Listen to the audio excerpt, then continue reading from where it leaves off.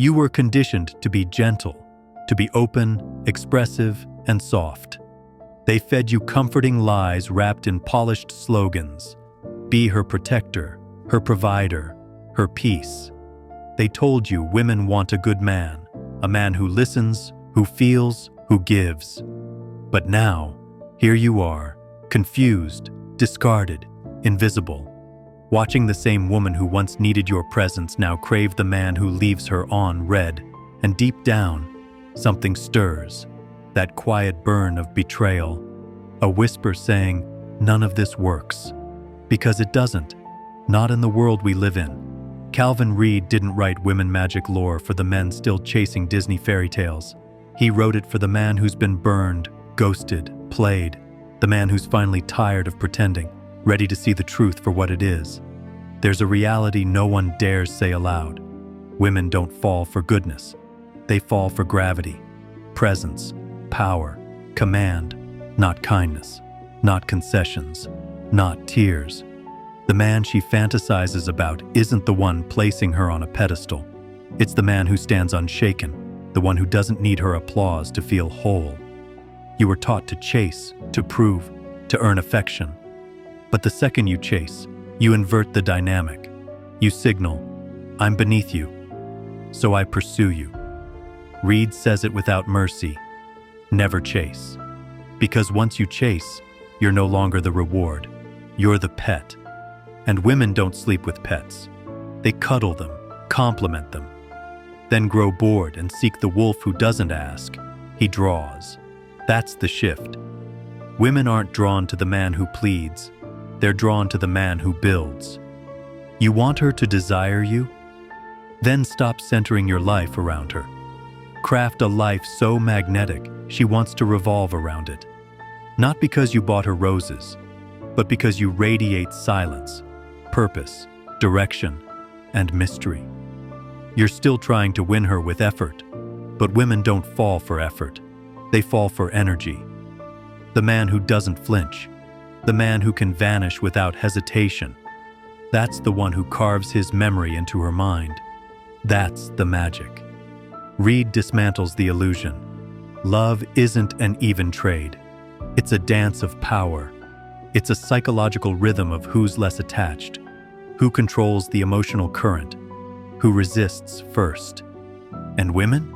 They know this game by heart. They don't need manuals. They were raised on this instinct.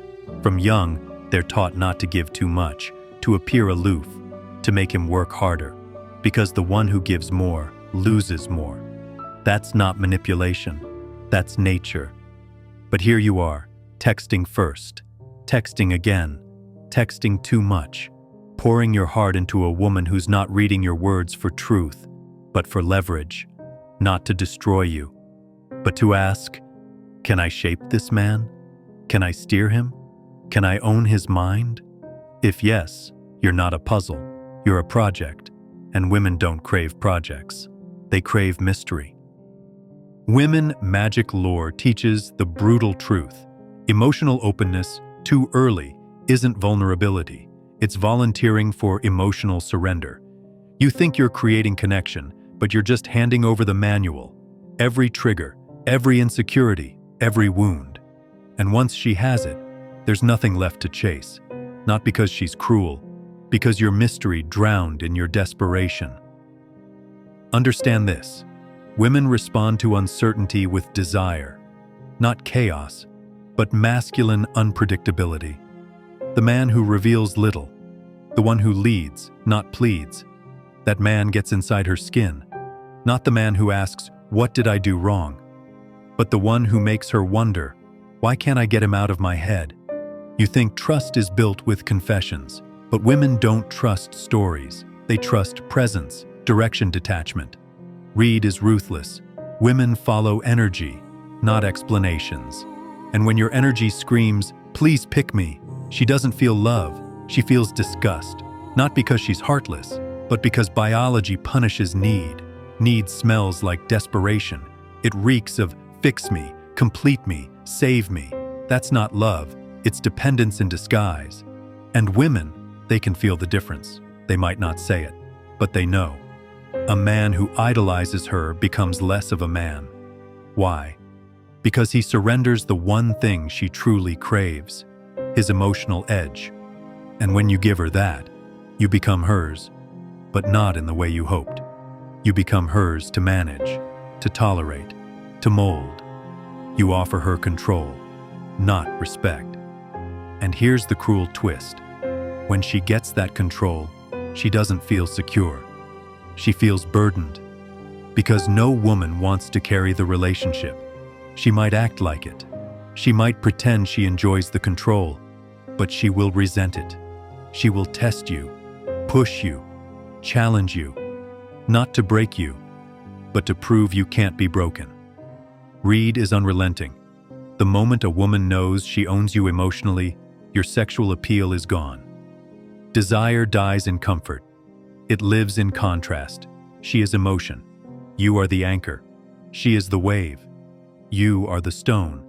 Try to mirror her softness, and you dissolve into her frame.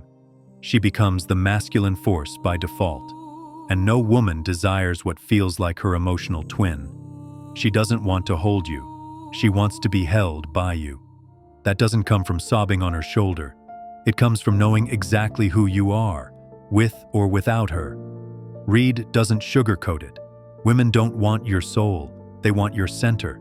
They want to feel your axis, especially when they try to shake it. And they will. Not out of cruelty, but because their instinct needs to test your roots. Every silence, every mood swing, every sudden withdrawal is a scan for stability. And you think you're being punished, so you apologize. You over-explain, you appease. But appeasement kills attraction.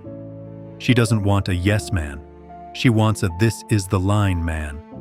Not with anger, with quiet, unshakable power.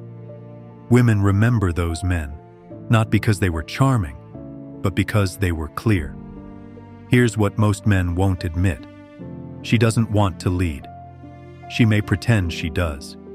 Modern culture trained her to. But when you hand her the wheel, she drives away. Not because she wanted to, but because you gave her no reason to stay. So what's the answer? You stop begging. Stop bleeding your value into her hands. Stop chasing validation dressed as love. You start becoming, sharpening, forging. You build a life so magnetic, women want to be part of it. Not because you invite them, but because they can't resist it. Not with flowers, with fire, with focus, with movement. Reed says it bluntly, your pain didn't start when she left. It started when you realized you had nothing without her, because you made her your world and forgot to become the sky. But now you know, now you see, now you choose to stop performing, to stop apologizing, to stop selling your strength for scraps of affection. And here's the final truth. Women are not the enemy. Your illusion of them is. Because when you stop needing her to make you whole, you become whole. Not with soft words, with forged fire. When you walk rooted in your center, when you speak without fear, when you say no without guilt and yes without doubt, you become dangerous, not cruel, not cold, but undeniably free. So here's your call, not to hate women, not to outplay them, but to outgrow the version of you that needed them for worth. Read Women Magic Lore, not as a dating manual, but as a battle map, a framework for reclaiming power. Then live it. Move like a man who doesn't chase. Speak like a man who doesn't beg. Love like a man who doesn't break. That's the man who becomes unforgettable. That's the man who ends the game.